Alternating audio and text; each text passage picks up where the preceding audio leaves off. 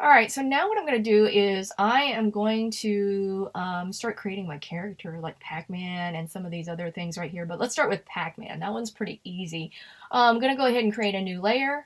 Double click, double left click on the layer. We're going to call it Pac-Man.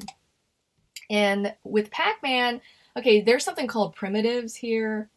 And behind, if you left click, and this is always weird because in Photoshop it's the other way. This you have to left click and you can get a rectangular primitive tool, and we'll use that later on. And then if you left click and hold, oval primitive tool. So that's the one we want because it's literally going to create our Pac-Man for us. The fill color, I want it to be this yellow Pac-Man color.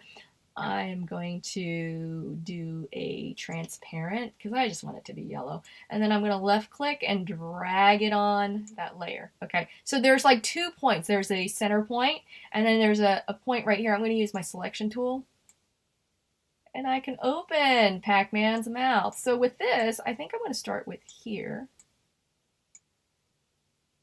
Like that. Yeah. And then I think I'm going to go ahead and give him an eyeball. So I'm going to click off of it. You do need to click off of the actual object that you drew because otherwise it's going to change the color for you and on that object. And so I had to kind of get used to that black. And then I'm going to use the oval primitive tool and I'm going to give Pac-Man an eye. And I'm just going to hit Command plus on a Mac or Control plus. And then I'm going to do the same thing. Look at that. Got the little eyeball there. Okay, I'm going to select both of these and then I'm going to hit convert to symbol. Okay, so Pac-Man symbol, and we're going to leave it a graphic. I'm going to hit OK. Now, this is all grouped together. When I double click on here, symbols have their own timeline, and that's why I say it's like a container for that that actual object's animation. So it's like an animation within an animation. So the reason for that is if you put everything in your scene, which is the little clicker right here, it's got scene 1. If you put everything in your one timeline, that could get really confusing because you'd have a ton of layers. So this helps kind of like help you create some looping effects because with Pac-Man's mouth, he's really just a loop. His mouth goes up and down, up and down. All right, so that's what we're going to do here. And I'm going to call it Pac-Man mouth. Okay, because really, oh, I always forget, don't add any spaces, but it'll get rid of it for you. Okay, so the black little circle is my first keyframe on frame 1. That red line is called your playhead. So I'm going to go over here and I am going to right click and we're going to insert a new keyframe. So this is where I want to change the position of his mouth. So now I'm going to go back,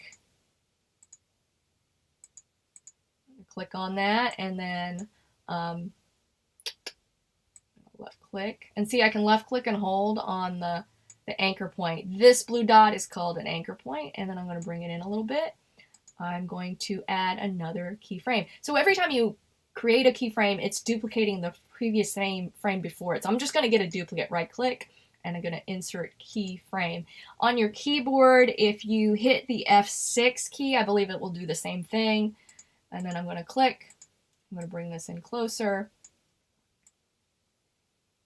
And I could probably just close it off like that. So let's scrub back through. I probably want his mouth to be open a little bit bigger, so I'm going to left click once on frame 1, hold my shift key, grab third frame, and then I'm just going to move it because I feel like his mouth should be a little bit more open. And then I'm going to insert keyframe. Actually, you know what? I'm going to drag that frame back here. There we go. So you see this little rectangle. What I did is I left click, drag the keyframe back, and that is creating a in between. So basically it's saying it's got another frame between the two keyframes. That is kind of like that in between position of where you're headed towards. Okay, it'll make some more sense as you work with this. I'm going to right click and I'm going to, let's see. I think that's good. Well, convert to keyframe. Let's convert that to a keyframe. Okay, now I feel a little bit better. Now, here I can go ahead and open the mouth further. Because he's got to be able to eat those pellets. And I feel like, yeah. Yeah, that's better. That's just a little bit better. Probably could go more, but I think I'm okay with that. Okay, now we're going to reverse it by insert keyframe on the frame 5. Now I'm going to go back and I'm just going to open the mouth. And I have to open both just so it looks a little bit more natural. And then insert keyframe, keep going. I'm going to right click, insert keyframe, keep going. Okay, so I'm going to scrub back through. Yeah, I think from this position open, that's similar. Yeah, and then that will loop. Okay, so basically what happens is Pac-Man's mouth will loop. Okay, so I'm going to click back onto scene 1. And if I were to go ahead and insert a keyframe at 20, so I'm just going to go ahead, let's see if the F6 works. I think F6 works. There we go. And I'm just going to hit F6 on each of those. Okay, so then it repeats them. Oh yeah, see, it automatically loops for you. And I avoid having all of those layers, okay? So now what I can do is, I'm saying he starts here. At 20, I'm going to say he's moving. And I'm going to Control Z. I'm going to hold the Shift key and I'm going to move him over. Okay, so he moves.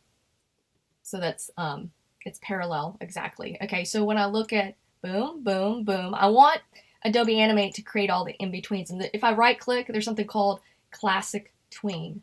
So now it does all the in-betweens. And also the animation within the animation, it's going to loop. So if I go ahead, I'm going to put it on loop. I'm going to extend my loop out, okay, so that it continuously plays forever. And then I'm going to hit the play. He keeps going. I could have extended the mouth open a little bit. I think it's a little bit weak in that area. But now you can see how it's really not that hard to create these frame-by-frame animations with Adobe Animate.